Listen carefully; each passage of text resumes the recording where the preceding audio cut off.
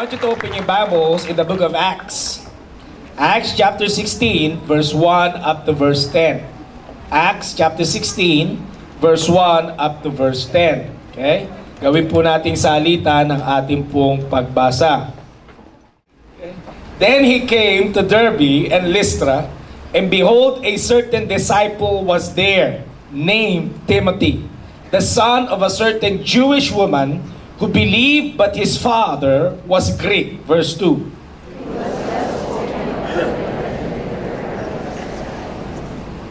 Paul wanted to have him go on with him, and he took him and circumcised him because of the Jews who were in that region, for they all knew that his father was Greek. Verse 4.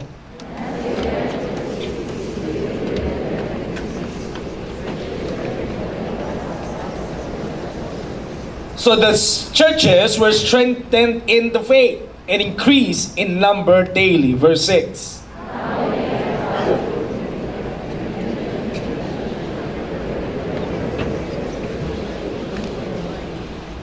After they had come to Mysia, they tried to go into Bithynia, but the Spirit did not permit them. Verse 8. And a vision appeared to Paul in the night. A man of Macedonia stood and pleaded with him, saying, "Come over to Macedonia and help us." Verse 10.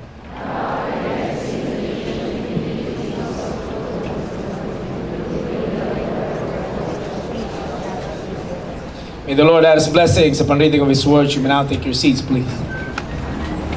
The title of the message that I would like to share with you this afternoon is Understanding the Will of God. Understanding the Will of God. Now, there was a certain preacher who received a call from a church. Siya po'y nakatanggap ng tawag mula sa isang church. At ang sabi sa kanya, umalis ka dyan sa church mo at aapat na doblehin ko ang salary mo. Yun naman, 4 times ang magiging sweldo ng pastor. Ang sagot ng pastor, I'll pray about it. Kasi yung pastor is spiritual man. So he fasted and prayed about the offer. Now, yung kanyang kasamang pastor, who happens to be a friend, tinanong yung kanyang anak, "Hey, do you know what your dad is going to do with the offer?" Alam mo ba ang desisyon ng tatay mo? Ang sabi nung bata o nung anak, "Dad is still praying, but my mom is packing our things." Tatay ko nagpe-pray pa. Ang nanay ko, nag-i-impake na. 4 times ba naman? Na madodoble. Now, how does a person discern God's will for their lives? How? For some people, it's a matter of prayer. And for others, it may well be a matter of money.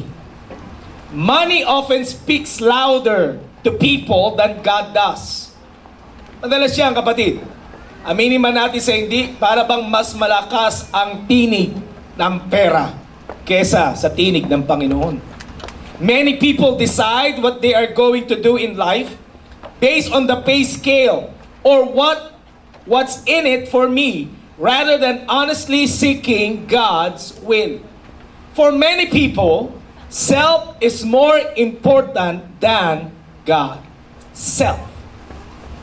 Now, there was an old Scottish woman who went home to home across the country selling threads and buttons and laces, shoelaces. Okay? Meron siyang nakagawian. Pag siya ay dumaan sa sangang daan, ang ginagawa niya, hinahagis niya yung stick. At kung saan tumuro yung stick, doon siya pupunta. Kung kanan o kaliwa. May nakaobserba sa kanya sa isang sangang daan. Hinagis niya yung stick, tumuro sa kanan. Dinampot niya. Hinagis niya ulit. Tumuro pa rin sa kanan. Kinuha niya ulit for the 3rd time. Hinagis, kanan pa rin. Ang tanong ng usisero, Why are you throwing your stick already 3 times? Bakit 3 beses na? Hindi ka pa makapag-decide. Ang sabi ng babae, kasi gusto niya sa kanan. Ang gusto ko sa kaliwa. May patutunguhan to sinasabi ko sa iyo, oy. Madalas, ganyan tayo. Anong sinasabi natin? Lord, I'll do anything you want as long as it's what I want. Gagawin ko lahat ng gusto mo, Lord, kung yan din ang gusto ko. Now, we want to bend God's will to meet our will or to become our will. Madalas binabali natin ang nais ng Panginoon sa mga buhay natin. Gusto nating gawin na ang ating kalooban ay tila baga kalooban ng Panginoon. And we all know that God doesn't work that way. God is always in charge. Amen? Pakisabi sa katabi, God is in charge. We often stubbornly do our own thing and go our own way. And even though we have a pretty good idea of God's will for our lives, ang gusto pa rin natin is, let my will be done. Nakapag-pray ka na ba ng the Lord's Prayer? Ano ang laman ng the Lord's Prayer? Let your kingdom come. Let your will be done. But for many people, ang kanilang panalangin nila, mahirap pala nag-ice cream bago nagpipreach. Nakabulol. Ang panalangin nila, let your kingdom come, let my will be done. Pakitanong mo nga yung katabi mo, ganun ka mag-pray? Yeah. Now, every Christian should want to know God's will for their lives. Dahil nais ko maunawa mo, kapatid, to be in the center of God's will is the best place to be. Wala nang ibang mas maganda pang lugar o wala nang ibang mas maganda pang gawin, kundi ang kalooban ng Diyos sa buhay ng bawat isa sa atin. Dahil sa kalooban ng Diyos, naroon ang kanyang pagpapala. Sa kalooban ng Diyos, naroon ang kanyang pag-iingat. Sa kalooban ng Diyos, naroon ang kanyang proteksyon. And in God's will, there is where you can find God's provision. Amen? Mapapansin mo pag lumalakad ka ayon sa kalooban ng Diyos, God is truly blessing your life. Oo, may problema. Oo, may challenge. Pero hanggat lumalakad ka sa nais ng Panginoon sa buhay mo, makikita mo na kahit napakaraming pagsubok, napakarami ring biyayang ibinibigay sa iyo ng Panginoon, kasama na ang kalakasan upang ikaw ay magtagumpay. Amen? Let's give God a clap of praise this afternoon. Hallelujah! Now the question is this: what is God's will for my life? Have you ever asked that question to yourself? Ano ba ang kalooban ng Diyos sa akin? All of us should want to know the answer to this question. What does God want me to do in life? Where does God want me to live? Should I go to college? If so, which college? Should I change jobs? Should I resign from my work today and transfer to another job? Should I make this trip or not? What should I do about my financial situation? And the question go on and on and on. Brethren, God had promised in His Word that He will direct us. May pangako ang Diyos na ikaw ay i-direct o gagabayan ng Panginoon. He will direct us if we will seek His guidance in our life. Anong sabi ng Bible in Proverbs 3:5 and 6? Kabisado niyo ito. Trust in the Lord with all your heart and lean not on your own understanding. In all your ways, what? Acknowledge Him and He will make your paths straight. Sabi dyan, in all your ways, acknowledge Him. That means, check with the Lord before you do anything. Amen? Bago ka magpasya, bago ka humakbang, tanungin mo muna, siyasatin mo muna ang Panginoon. Pray about every decision you make in life. Ask for the Lord's wisdom and direction in your life. Remember, He is God. He is in charge. He knows all and He knows everything. Tayo kasi, pag nagdidesisyon tayo, sometimes we are being driven by emotion. Sometimes we are being driven by what we think would be right. Pero anong sabi ng Bible, kapatid, ang talino natin laging limitado. Wala kang dapat ibang tinatanong when it comes to your life. Walang iba kundi ang Diyos. Bakit? Alam ng Panginoon ang mga darating pambukas ng buhay ng bawat isa sa atin. Amen? Even in your business, even in your job, in every aspect of your life, you check it out with God first. Amen? Pakisabi sa katabi mo, tanungin mo muna si Lord.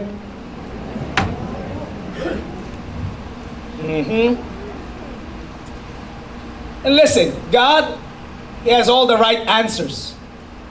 At never na pumalya ang Panginoon. Now, alam niyo kapatid, maaring nakakatawa minsan at parang old school si Lord. Saan ka ba naman makakita ng lalaban ng gera, ang dala, torotot? Saan ka ba naman makakita ng lalaban ng gera, kantahan? Praise and worship. Yung mga taga praise and worship dito, pahig kayong gegera, kayong nasa una. Laking dalang espada, ha? Kakanta lang. Maraming pinagagawa ang Panginoon sa Biblia na para bang kakatwa. Pero alam mo at alam ko ang katotohanan, when they follow the Lord's will upon their lives, sila ay nagkaroon ng katagumpayan sa kanilang mga buhay. Amen? So, sa hapon na ito, pag-aaralan natin, paano ba malalaman ang kalooban ng Panginoon? Tanungin mo nga yung katabi mo, handa ka na ba? Maaring nandito ka at nag-iisip ka ng kalooban. Oy, tantanan mo yung kalooban, yung God's will, boyfriend ka agad, ha? Kumikis lang pa mga mata niya, eh. Malalaman ko lang, finally, hindi ako nagkamali ng pag-attend. Now, that's just an aspect of that. Sa kabuuan ng buhay, malalaman natin how are we going to understand the will of God in our life. Now, in seeking God's will for our lives, there are two mistakes na laging kinukumit ng tao kahit na ng mananampalataya. Una, ang iniisip kasi that there is a popular idea that God has every detail of our lives prearranged. Para bang lahat na lang na-arrange na ni Lord. Humakbang ka ng kanan, kalooban niya ni Lord. Humakbang ka ng kaliwa, noon pa man nakaplano na yan. Pumunta ka ng kanan o pumunta ka ng kaliwa, noon pa man hindi ka pa sinisilang, inarrange na yan ni Lord. Yan po ang popular thinking ng marami sa atin. It is the idea that we are not free will agents, that we have no freedom of choice in life. Marami ang tingin nila sa kanilang mga sarili ay mga robot na walang sariling pagpapasya. This teaching was made popular by John Calvin. He is a French preacher of the 1500s. Ang tawag sa ganyang pananaw is Calvinism. Na ang lahat prearranged na. Many people believe that God has caused everything that happens to them in life. Sabi na lahat na lang, si Lord ang dahilan. Sumablay ako kasi arrange na yan ni Lord. Tama, mali. Sige, total tayo lang naman dito. Yung ganong prinsipyo na sinasabi mong kaya ako sumablay kasi pre-arrange na yan ni Lord. Tama, mali. Sino pong nagsasabing tama? Taas ang kamay. Sino pong nagsasabing mali? Taas ang kamay. Sino pong walang masabi, walang mapalagay? Kung saan ka na lang marami, doon ka na lang. Yan po kasi maraming paniniwala ng iba. Kaya lang, common sense will tell us. If God has a control of everything in our lives, then why are we making so mistakes? Diba? Kung si Lord ay alam ang lahat ng bagay at inarrange niya na ang lahat ng bagay sa buhay mo, ba't may sablay? Have you ever thought of that? Why do we sin so much? Ba't tayo nagkakasala pa? Okay? Eh, ang kalooban ng Panginoon sa atin, lumakad tayo ng banal. Amen? Lumakad ng ayon sa kanyang salita. Amen? Ba't pabulong na pabulong? Pahina kayo na pahina. It is God's will for us to live a holy life. Pero bakit tayo nagkakasala? Pwede bang sabihin na tayo rin ay tinulak ni Lord na magkasala? No. Yung bang pagkakasala natin, pre-arranged na? No. Hindi din. Bakit? It's because God doesn't control everything we do and we say. Hindi kontrolado ng Panginoon ang gagawin mo at ang sasabihin mo. Tandaan mo, we are free will agents. Sabi mo nga sa katabi mo, may free will ka. Anong ibig sabihin yan? God has given us the freedom of choices in life. Meron kang kapangyarihang magpasya at pumili. Sa tagal ko pong nagpapastor sa Word of Hope Nova, even though napakahaba po ng mga traffic dito, talagang yung fair view, talagang far view. Far. Alam niyo ba that I have now discovered 300 para makapunta dito sa Robinson. Kung galing ka ng Quezon City, galing ka ng Valenzuela, at galing ka man kung saang lupalop, may 300 na pwede kang makapunta rito. Na pwede mo kong yabangan na may 4 o 5. Ang alam ko lang 3 eh. Ano po ang ibig ko sabihin? Pag pupunta ako dito, meron na akong kapangyarihang pumili kung saan ako dadaan. As long as makarating ako dito. Tulad kanina, nung umaga, may marathon sa Commonwealth. Maratona na maratona. Ha? No worries. Bakit? Pwede akong pumunta ng Visayas Avenue. At pwede akong pumunta ng Pasauyo. O kaya ay dumiretso na lang ng bayan. Maraming daan. Meron akong kapangyarihang pumili. Pakisabi mo nga sa katabi mo, may ganun ka. Now, sa pipiliin kong kalsada na pupuntahan, maaring mas mabilis doon, mas maaring mabagal doon, o dahil nandoon ang mga gusto kong tanawin. But again, I have the freedom to choose. The same is true with our lives. God does not have our lives programmed like a roadmap where every detail of our lives is prearranged or predetermined. We have the freedom to choose. However, bago ka maging matalino, tumaba na naman ang utak mo. However, bagamat merong kang kapangyarihang pumili, God does have a preference as to what we do in life, and that's what we're supposed to discern or discover. Bagamat merong kang sariling pagpapasya, may standard si Lord. Amen? May guidelines si Lord. May preference ang Panginoon. Hindi ka lang basta binigyan ng kapangyarihang pumili, pero dapat meron kang considerations na iniisip. Amen? So, sa pipiliin mong desisyon, kailangan yun ay nakabase sa salita ng Diyos. Lalo na when it comes to your life and my life. We have the power to choose. Free will agent ka. Hindi ka robot. Pwede kang magpasya. But consider the principles of the Bible as you make choices in life. Amen? Now, let me go further. Hindi pa to point 1. Huh? Meron pang pangalawang mistake na ginagawa ang mga Christians. People often make this thinking that God's will is unpleasant. No? Ang tingin naman ng marami, ito popular to eh. Nasabi nila, pag susunod ka sa kalooban ng Diyos, pasan mo ang daigdig. Para bang lahat ng hirap sa buhay, pag susunod ka sa kalooban ng Diyos, dadalhin mo. Now, granted, some things will be unpleasant in life if we will follow Christ. May mga challenges. Totoo naman yun, di ba? Sino po sa inyo, again, magmula na naging Kristiyano, wala nang problema. Gusto natin yan, no? na sana magmula pagkapanganak hanggang pagkakuha ng Panginoon, walang problema. But the reality of life, we will all be facing challenges in life. It was not pleasant for Joseph to be sold into slavery in Egypt. Hindi naman pleasant sa kanya yun. It is not pleasant for Daniel to be thrown into the lion's den. It is not pleasant for Shadrach, Meshach, and Abednego na itapon sa oven o sa orno. It is not pleasant for Noah na sumakay sa arko. Kasama mo mga hayop, ang bango dun. It was not pleasant for him.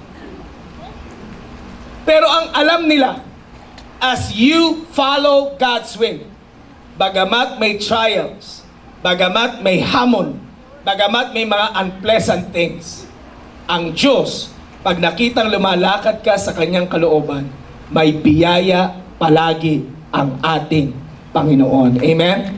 Hallelujah! Now, the other side of the coin is this. God bless us with certain amount of pleasantness in life. Yan ang kainaman sa Panginoon. As you follow God's will, He'll surprise you with many big things. I mean, surprise you. Mga bagay na hindi mo inasahan, pero dahil sa pagsunod mo sa Panginoon, ito ay Kanyang ginawa sa iyong buhay. No matter where we are, if we are seeking the will of God, life can be pleasant for us. Amen? You know, some people are just afraid to surrender to the Lord because they think He will take all the joy or fun in life. Yan ang dahilan ng marami bakit ayaw sumunod sa kalooban ng Panginoon eh. Ay naku, pagka sumunod ako sa kalooban ni Lord, ala ng saya. Ala ng buhay, wala ng life. Ay, hindi totoo yun. Alam mo ba kapatid, na ang pagsunod sa Panginoon, ang pinakamasayang yugto o magiging yugto pa ng buhay mo. There's nothing more adventurous than doing the will of God in your life. Doing God's will is not unpleasant. Pakisabi nga sa katabihan, doing God's will is not unpleasant. Now, in our text, okay, nawala na yung dalawang mistakes ha. Huwag mo nang gawin yung mistakes na yon. We are going to look at sa Acts 16. There we can see three basic facts of God's direction for your life and for my life. Una, paano ba malalaman ang kalooban ng Diyos? Una, God usually leads us or leads through common sense. Pakisabi nga sa katabi, common sense. Marami kasi masyadong hyper-faith. Gusto laging may aparisyon bago naniniwala. Oh no, kapatid, God would usually lead us through common sense. Pakisabi nga ulit sa katabi, common sense. Now, in 1937, meron pong architect, ang pangalan niya ay si Frank Lloyd Wright. He built a house sa isang industrialist at makapangyarihang lalaki na ang pangalan ay si Herbert Johnson. Isang gabi na maulan, si Johnson ay nakaupo sa kanyang sala. At dahil sa lakas ng ulan, may tumutulo. Natutuluan si Herbert Johnson ng ulan. May tagas yung bubong. Medyo naiirita na si Johnson.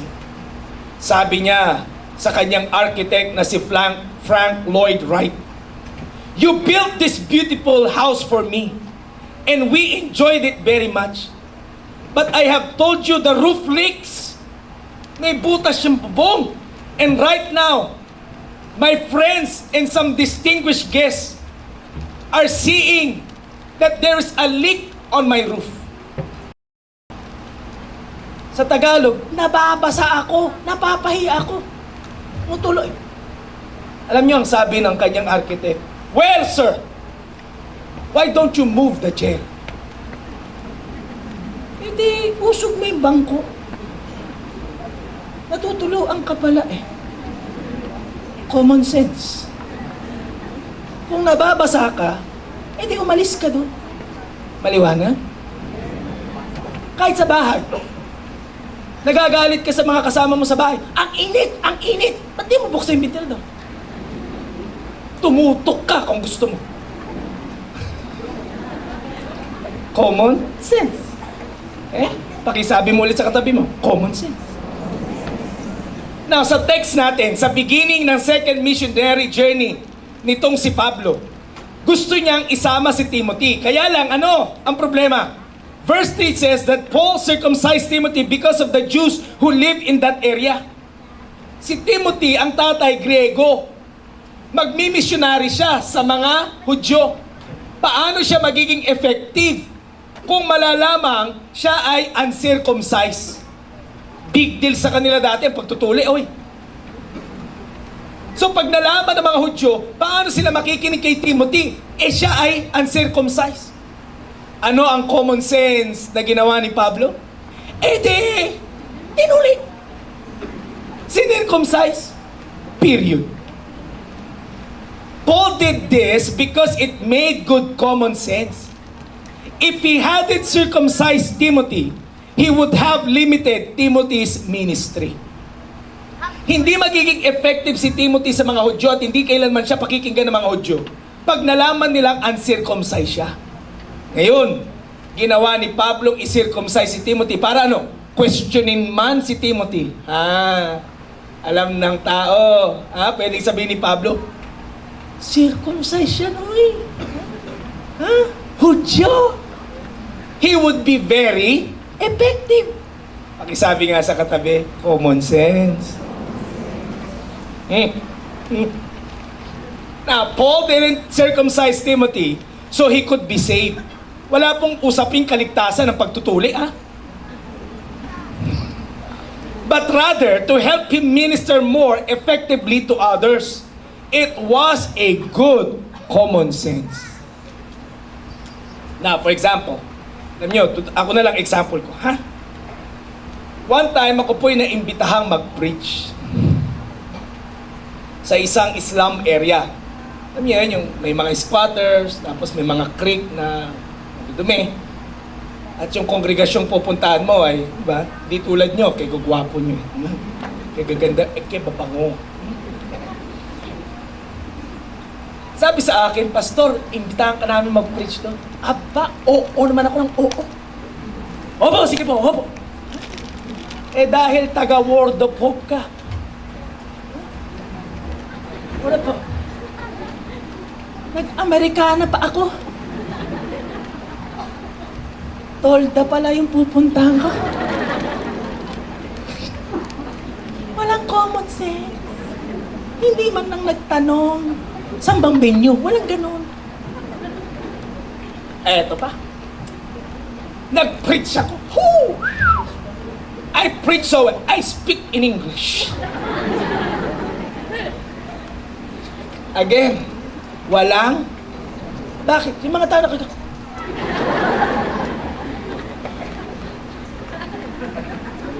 Yung tingin pa sa akin bandang, bandang nabotas papuntang Tondo. Tingin pa sa akin ng mga inimbita. Parang, konti pa, saksakin kita. Not good. Hindi nag-iisip. Pag ganun, parang ang dating, hindi nag-isip. Alam mo, generally speaking, kapatid, ang Diyos natin, madalas nililid tayo sa decision natin based on common sense. Kaya nga tayo binigyan ng brain. Hello? That's the reason why God has given us very good brains para gamitin. Huwag laging umaasa sa aparisyon. Huwag laging supernatural. Naku, tinaasan akong balahibo dito.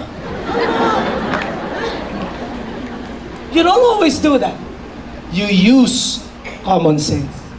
You use the brain that God has given us. Amen? Pakisabi nga sa katabi, mag-iisip lang.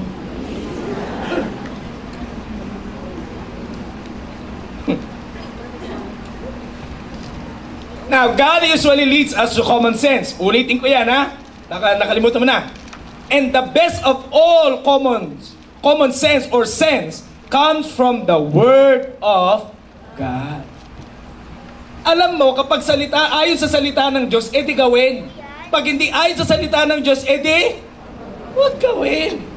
Lord, papasok ba ako sa negosyong ito? Gusto ko sanang magkaroon ng sarili kong off-track Off-track betting. Lord, kalooban mo ba to? Amen. Alam mo nang mali. Ha? Kristiyano ka pa naman, malamang kang taga-Word of Hope, nakabantay ka doon sa off-track. Ano yung sign? Hindi mo alam yung off-track? Common sense, alam mong mali. O magnenegosyo ka, ha? Video karera. Sa tingin mo tama. Common sense. Ha? Pakisabi nga sa katabi, gamitin. Sayang. Ano pag di nagamit, mabulok. God has already given us His standards. Ito lang ang basis ng buhay, kapatid, ha? Pagtaliwas sa sinasabi ng salita ng Diyos, huwag mong gawin. Amen? That's the best kind of common sense. Kahit na sinasabi pa ng lahat ng kasama sa bahay, gawin mo, gawin mo, gawin mo. If it is not in accordance to God's will, or God's word rather, you don't do it. Amen? Isip din. Now, there's a story about a man who was living in a low-lying area near the river. Nagkaroon ng matinding bagyo. At merong jeep na pumunta. Ang sabi sa kanya, this place is about to be flooded. You get out of here. Anong sagot ng lalaki? No! I'll just stay here. I'll trust the Lord to take care of me. Spiritual. So iniwanan siya ng jeep. At nandun lang siya sa kanyang tumba-tumba, rocking chair, habang tumataas ang tubig. May dumating na bangka. Sabi sa kanya na nakasakay sa bangka, man, you need to get out of here. The water is getting higher and higher. The man replied sa kanyang tumba-tumba, oh, I'll be okay. The Lord is going to save me. I'm trusting God. Finally, nandun na siya sa bubong kasama ang kanyang tumba-tumba. Merong dumaang helicopter. Ang sabi nung nasa helicopter, man, you can't stay here. Come, I'll rescue you. You'll die here. Anong sabi ng lalaki? No, I'm okay. I'll stay. The Lord will take care of me. To make the long story short, nalunod siya. At napunta siya ng langit. Christian naman. Kaya sa langit. Nung nagkita sila ni Lord, sabi niya, Lord, ba't naman hindi mo ko niligtas? Nagtatampo ko sa iyo, Lord. Actually, Lord, masama ang loob ko. Pero mo pinagyayabang kong you will take care of me, nalunod ako. Alam mo ang sagot sa kanya ni Lord? Hey, pinadalang kita ng jeep. Pinadalang kita ng bangka. Nagpadala pa ako ng helicopter. Ano pang gusto mo?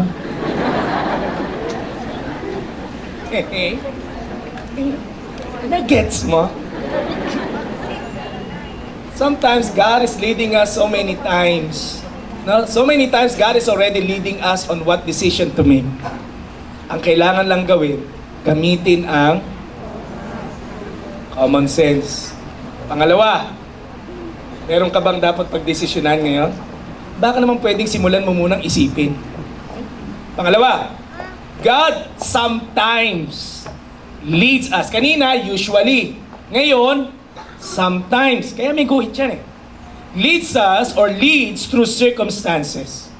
I do believe that God leads through certain circumstances in life. Okay? Now, in my experience, ako po ay uma-attend lamang noon sa Word of Hope, pero ako po ay nag-enroll sa HLI, dati AXPE, Accelerated Christian Training School. Ngayon, HLI na, Hope Leadership Institute. Nag-enroll po ko doon habang ako'y nagtatrabaho sa gobyerno para mag-aral, mag-preach. To learn how to preach. Marunong ako mag-preach pero hindi ko alam kung paano yung sistema ng pag-preach. Sabi ng professor ko, umattend kayo ng prayer meeting. Requirements yun. Kasi sabi niya, siyang magpipreach. Gusto pa ng fans. So, attend kami. Pero sabi niya, pag umattend kayo, kailangan nakabihis kayo. Maayos na bihis, nakabarong or what. Eto na. Nung tinawag na siya para mag-preach, sabi sa kanya, let us all welcome our dear pastor, Pastor so-and-so. Tumayo. Sabi niya, brothers and sisters, we are so blessed tonight that we are going to hear God's word from the man of God, Jun Kunan. What? Hindi ko alam na magsisermon ako. Kaya lang, ang turo sa amin, sa lahat ng panahon, dapat may dala kang sermon. Kaya yung Bible ko, may sulat sa gilid. Ganun dati ang Bible ko, pag nakita nyo marumi. Puro marker. Hindi tulad ng Bible mo, dikit-dikit. Nagpaparinig mo. By nandun yung mga pointers ko. Preach ako ngayon. Preach. Hindi ko namamalayan. Hindi ko naman kilala si Pastor Dave ng personal. Nakikita ko lang siya sa TV, hindi ko siya kilala ng mukhaan na malapit. Sabi ko, ba't kaya may mamang nakaupo doon sa harap na walang tumatabi sa kanya kundi siya lang doon? At pag nagpipreach ka, gumagawa, Amen! Ede, may amen, ede lalo ko nang gigigil, Hallelujah! Kabadong-kabado ka nun. That was unintentional. Pero niyo po ba, yung pangyayaring yun, yun po yung panahon na in-invite niya ako sa kanyang ministry. That was unexpected. Even unintentional. Now, bakit ko po sinasabi? Dahil gusto kong i-establish ang point that sometimes God leads us through circumstances. May mga sitwasyon sa buhay natin na yun ang magbubukas ng isipan natin na yun ang ating dapat na gawin. Nag-iisip ka ba ngayon? Now, the circumstance was, a professor was not having a sermon. Inamin sa akin ng prof ko, wala daw siyang dalang sermon. Kaya niya ako tinawag. Pambira, nagtuturo ng magdala lagi ng sermon, walang sermon. Tapos, when I preach, on the spot, I was asked by Pastor Dave to do ministry with him. Circumstance. Pakisabi nga sa katabi, circumstance. Maybe there are certain circumstances in your life right now na pinaparanas ng Diyos upang you would take decision. Upang ikaw ay gumawa ng pagpapasya. Okay?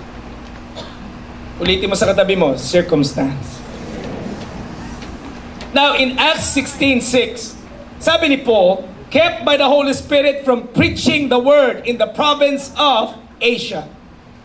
At this point, si Pablo, kaya niyang puntahan kung saan niya mang gustong pumunta. Pero sa pagkakataong ito, pinipigilan siya ng Panginoon na makapunta doon sa kanyang gustong puntahan. Okay? The Bible says that the Holy Spirit was hindering him. So, dahil sa pangyayaring ito, naging bukas kay Pablo ngayon. Ayaw ni Lord doon. Ano ba? Pinipigilan ka na eh. Magpipilit ka pa ba? O makinig ka. May circumstansya na sa mga buhay natin. And maybe these circumstances are the things that God is using to speak to us. Be sensitive about it. Amen? Ang sabi nila, na literal daw na kinausap ni ng Holy Spirit si Paul. Paul, wag kang pumunta dyan. Maganda sana yun, no? Sana ganun buhay natin. Sa tingin niyo, gaganda ang buhay natin pag gano'n, no? Na araw-araw binubulungan ka ni Lord, dito, kanan. Parang waste lang, di ba? Turn right. Maganda sana kung gano'n. Kaya lang hindi gano'n. Alam mo, there's a good possibility that Paul encountered a series of closed doors. He's being rejected. Yun yung circumstance. Pine-prevent siya ng Panginoon kasi merong mas magandang lugar na pinapupuntahan sa kanya ang Diyos. Now in your life and in my life, maybe there are certain circumstances that God is hindering us. May mga plano ka, bakit kaya hindi matuloy? Ang sasabihin mo, ang hirap naman, bakit hindi kaya mangyari? Eh baka naman merong ibang pinagagawa sa iyo ang Panginoon? Baka hindi ka naman pang-empleyado. Baka ikaw ay pang-employer. Wow. Baka hindi ka naman, di ba, tinawag na magnegosyo ng balot. Eh baka mas big time ang kalooban sa'yo ng Panginoon, pilit ka ng pilit. Pakisabi nga sa katabi, huwag ipilit. Kaya nga binigyan ka ng sirkumstansya ng Panginoon para makita mo na may mas maganda para sa iyo. Amen? Pilit ka ng pilit. Pastor, talaga siya na yung gusto ko.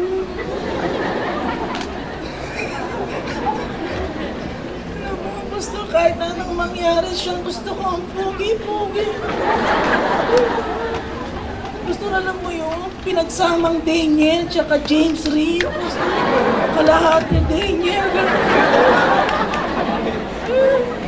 Sobra naman. Anong tsura nun? Eh, hindi nga eh. Pilit ng pilit, pilit ng pilit. Alam mo nang hindi mananampalataya. Hala, bira. Dati, pinangakuan ka ng bituin. Bibigay ko sa iyo mga bituin. Ano mo? Ma-attend naman siya, pastor. Siguro kalooban. O yun, matapos nung napangasawa. Ha? Binigyan ka talaga ng bituin, literal.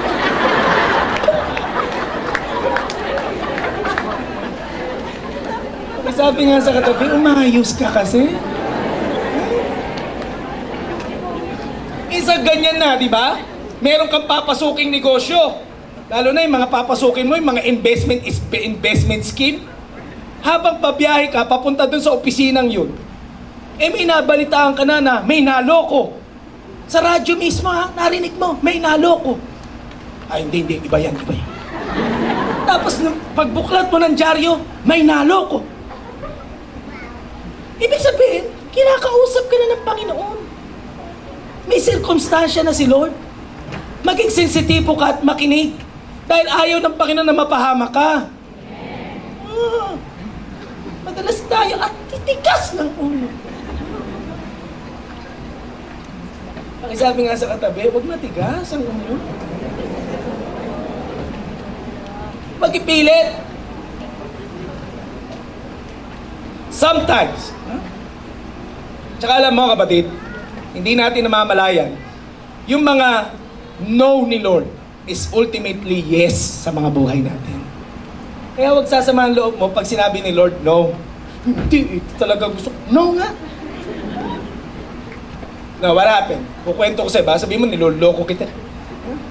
Merong pangalang lalaki. Kung ikaw ay mahilig sa history, kilala mo ito.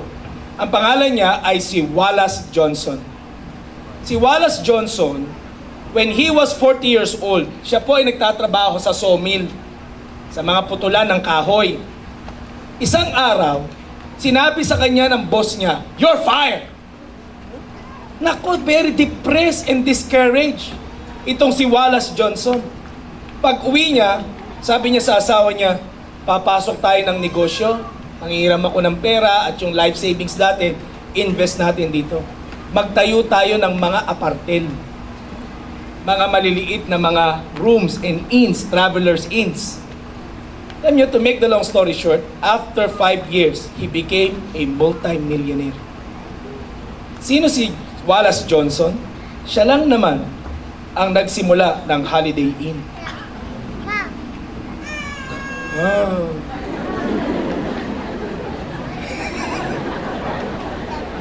Isa, alam, nakakatuwa kayo kausap. Pilit siya ng pilit na magtrabaho sa sawmill. Hindi pala yun ang kalooban sa kanya ng Panginoon. Now, sa mga buhay natin, maaring natanggal ka sa trabahong yan, nadidepress ka, nalulumbay ka, kung ano-ano pang nararamdaman mo, maybe. That is God's way for you to understand His direction in your life.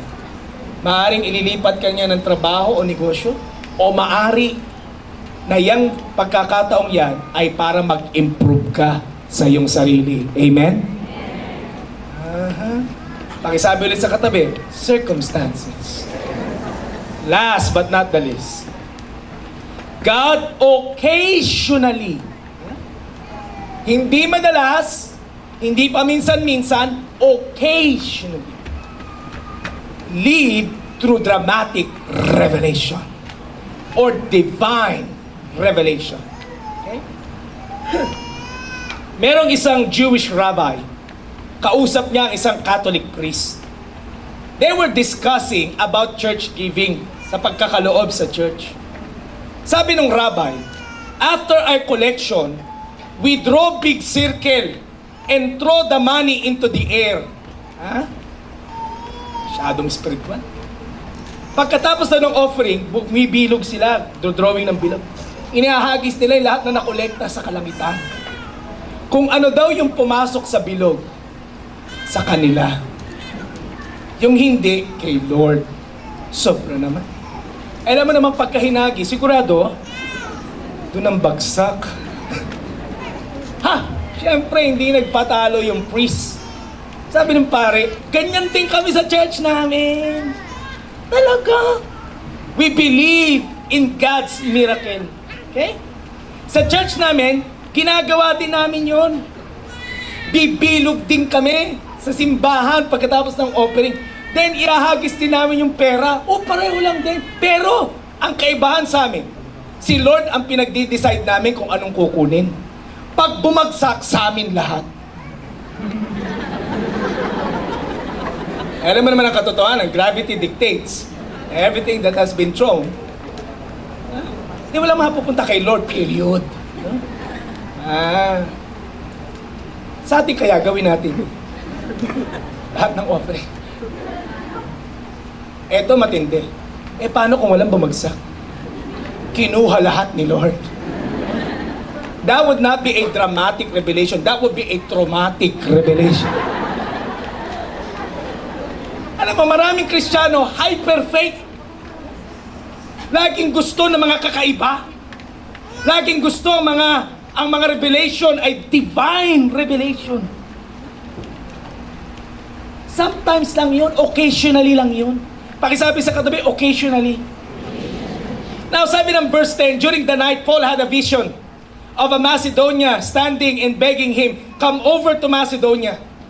Nung na-receive ni Paul ang pangitahing iyan, dali-dali siyang pumunta sa Macedonia. At doon siya nangaral ng salita ng Diyos. Pero kapatid, nais kitang bigyan ng warning. Hindi sa lahat ng panahon ay dapat humihingi ka ng divine revelation sa mga pagdedesisyon ng buhay natin. Amen? Pipili ka lang ng susutin. Gusto mo pa, Lord, alin dito? Ang mahulog, Lord, yun. O ito na lang, iba sa atin masyado spiritual, Lord. Ay naku, nakapanaginip ako kagabi. Napaginipan ko ang bibili kong kotse, dilaw. Naku, naghanap ka ngayon. Sure enough, ang nabili mo nga, dilaw. Okay? Lemon car pala. Pag nasira, tapon din kagad. Meron namang iba, masyado spiritual sa kukuning biyahe. Kailangan pa, Lord, alin dito ang revelation, Lord? Anong sasakyan ko, Lord? Ha? Kailangan yung driver naka-blue. Alanganing oras, kabataan ka, nabagansya ka ba?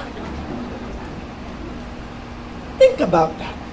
Sometimes masyado tayong hyper-faith na wala namang basi. Ang sabi sa katabi, tama mo yan. Kaya nga anong sabi nitong si Paul Little Sabi niya, I get nervous when people imply a private pipeline to God. The words God led me are often merely the spiritual preference of our own self-centeredness. Lagi na lang ginagamit yung pangalang, nilid ako ni Lord nilid ako ni Lord Nakita ko Alam mo, ikaw kabataan, nandito ka. Huwag kang maniniwala kung may lalapit kagad siyang lalaki, sasabihin sa'yo, ikaw ang mapapangasawa ko.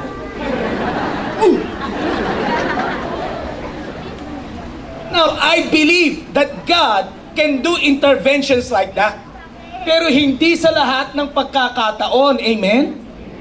Bakit mga kabataan dito, baka lahat na lang nalapitan ninyo, ha? Oh, ikaw mapapangasawa ko, promise. No, you don't do that. Alam natin, yung ayon sa sinasabi ng salita ng Diyos. Kaya nung sabi ni John Wesley, wag daw kagad naniniwala na pag sinabing sabi ni Lord, o kaya ay ito yung pinakita ni Lord. Anong sabi ni John Wesley? Punta ko na yung dulo, kailangan ko nang malis.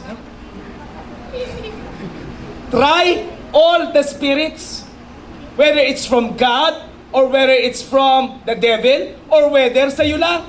Ang tao nakaririnig ng tatlong tinig. Tinig niya, tinig ng dyablo, at tinig ng Diyos.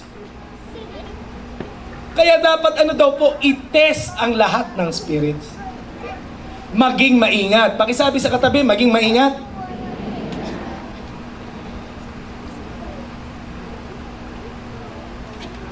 I myself had seen a vision of myself. Ayokong magkunwari sa inyo, I believe in the vision that comes from God. And I still believe na ginagawa yan ng Panginoon hanggang sa ngayon. When I was called to become a pastor, I saw myself in a vision preaching on a pulpit.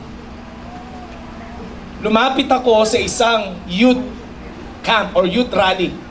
That was December 29, 1999. 19 years old ako noon. So bilangin mo yung date. Alam mo na ang edad ko. Lumapit ako sa harap. Sabi ko, Panginoon, gamitin mo ako. I saw a vision. I opened my eyes and I saw a vision that I was preaching at the pulpit. I was preaching hindi sa mga Pilipino, in different nations. Different ang kanilang mga kasuotan. Iba-iba ang kanilang mga kasuotan ng iba't ibang bansa. And I saw myself going from one mountain to another. Hindi pa ito nangyayari, yung namumundok ako. Pero mangyayari siguro, no? I saw that vision. That's the reason why it has been made clear that God is calling me to enter ministry.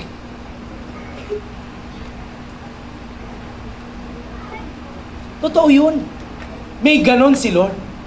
Di ba yun yung nangyari kay Joseph? Kinausap ng anghel sa pamagitan ng panaginip. Pero hindi lahat ng panaginip, uy, kay Lord. Kaya nga, occasionally. Amen? Now, paano mo malalaman, or 3 signs, kung malalaman mo na ito ay channel of God's will sa buhay natin? Okay? Lalo na pag may mga nakikita-kita ka, may mga vision-vision, baka sobra ka lang sa tulog, kaya punong-puno ka ng panaginip. Diba? Paano mo madedetermine yan? Una, is it in accord with the Word of God? Yung napaginipan mo ba o yung nakita mong pangitain ay ayon sa salita ng Diyos? Think about it. Pangalawa, are the doors being opened up or opening up, or do you have to pry them open? Kailangan mo bang piliting buksan yung pintuan para sa'yo? O mismo ang Panginoon na nagbubukas para sa'yo? Sabi ni A.W. Tozer, if the Lord is in it, it flows. If it is forced, it is of the flesh. Pag pinipilit mo na lang, laman na yan. Hindi yan sa Panginoon.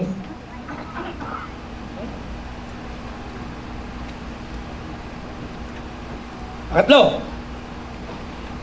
is it what you want? Yan ba gusto mo? If you have ability in a certain area, or you really like something and everything has fallen into place, then God is probably leading you.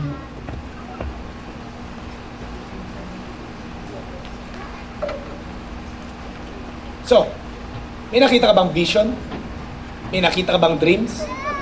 Meron ka bang narinig na tinig na sinasabi mong audibly kinausap ka ng Panginoon? May 3 guidelines. Tiyakin mong ayon sa salita ng Diyos. Pangalawa, tiyakin mo na binubuksan ang pintuan para sa'yo. At pangatlo, yan ba ang gusto mo? Mga sinasabi mo, alam mo, Pastor, ako naniniwala ako sa Panginoon na mag-aasawa ako eh. At ang vision na pinakita niya sa akin, yung unang pumasok na nakapula, siya. E pagpasok, matanda na. Siya? Think about it. Applyan mo ng common sense konti. Hindi pala konti, dagdagan mo konti. Think about it. Alam niyo bakit ko po sinisermon ito? Para tayo dito sa church, hindi tayo ignorant sa prinsipyo ng Biblia patungkol sa pag-alam sa kalooban ng Diyos. Kasi anong lagi natin kinakanta? God moves in mysterious ways. Parang si Lord isang misteryo, ang hirap hulaan. God moves. Para bang si Lord laging palaisipan? Hindi, kapatid. Binigyan tayo ng kapangyarihan ng Panginoon upang malaman ang kanyang kalooban. Amen? Una, I have to go. God uses common sense. Sometimes, He would lead us through circumstances. And occasionally, God may lead us through dramatic revelation or divine revelation. How I wish I have more time to talk to you about this matter. But I pray, mga kapatid, sa ating pong pagpapasya sa ating mga buhay, maaaring meron kang pinagpapasyahan sa oras na ito. I pray that through common sense, through circumstance, and through God's divine revelation, you would know and discern the will of God. Let us bow our heads and let us pray. Our gracious God and Heavenly Father, this afternoon we would like to thank you once again for giving us this opportunity to listen to your words. I pray that you would continually speak to us at patuloy mo po kaming baguhin at kausapin sa pamagitan po ng iyong mga salita. Praise the Lord. Today is a day that we have to really put into our hearts that God has great plans for us. And God's plan is perfect. You and I need to understand that will of God, that His will for each and every one of us is to have a wonderful life. Maybe some of us here are being called to become pastors. Some of us here are being called to be ministry workers and helpers. But what's the best thing is, God has great plans to prosper each and every one of us. All we've got to do is to put our faith and trust in Him. But before we realize that God's great and mighty plan, ang una po muna natin gawin, ipapasukin si Jesus sa ating puso at sa ating buhay. Let the Lord Jesus come into your heart. And the first step that you need to make is to open your heart and say, Lord Jesus, I want you to come into my life. As every heads are bowed down and eyes are closed, if you really want to see God's will in your life, just raise your hand and say, Pastor, I want to accept Jesus as my personal Lord and Savior. Maaari mo itaas ang iyong kamay. Just simply raise your hand. That's the first step. Yes, the Lord has great plans for you. Amen. And He wants His plan to happen. But that is, it will only come if you will accept Him. Kung siya ay iyong tatanggapin bilang Diyos ng iyong buhay at bubuksan mo ang iyong puso, I know that the Lord is knocking into your heart right now. Just simply raise your hand. Just be honest to the Lord. Lord Jesus, please come into my heart. Please come inside my heart. Lord Jesus, I need you. Just simply raise your hand. Just raise your hand. Thank you for those hands. Just raise your hands. Shall we all stand up? Praise the Lord.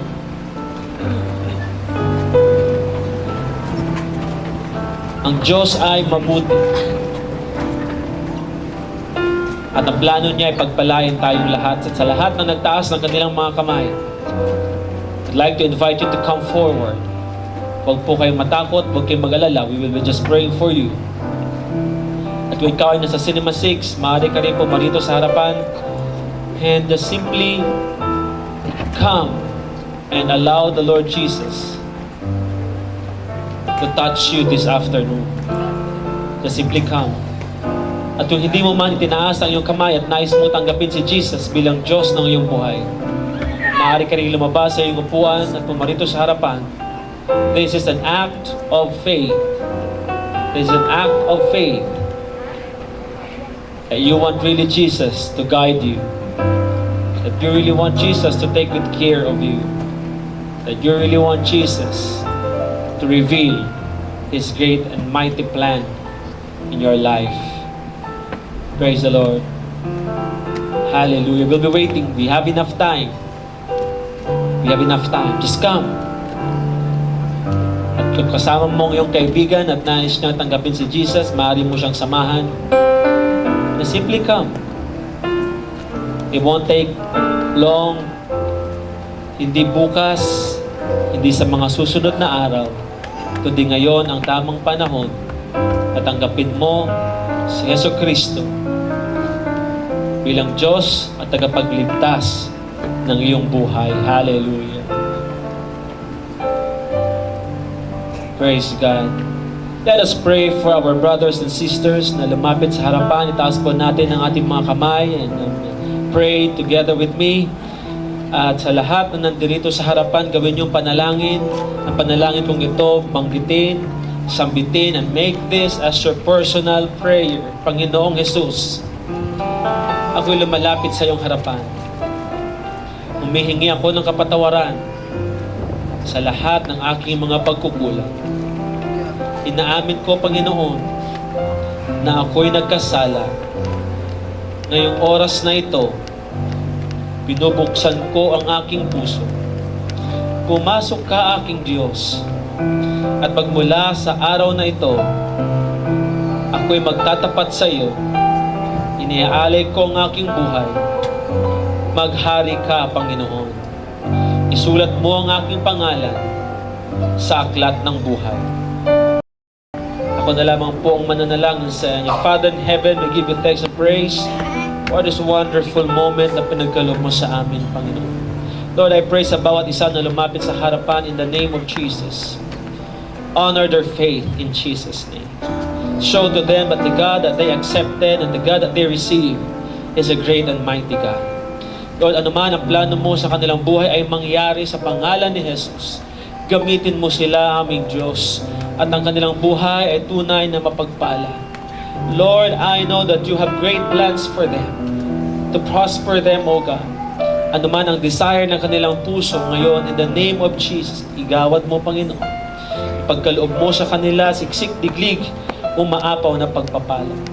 Lord, bless this family, bless their children in the name of Jesus. Lord, I pray that you continually call them. Lord, make them feel that you love them, O God. That your love abounds in them.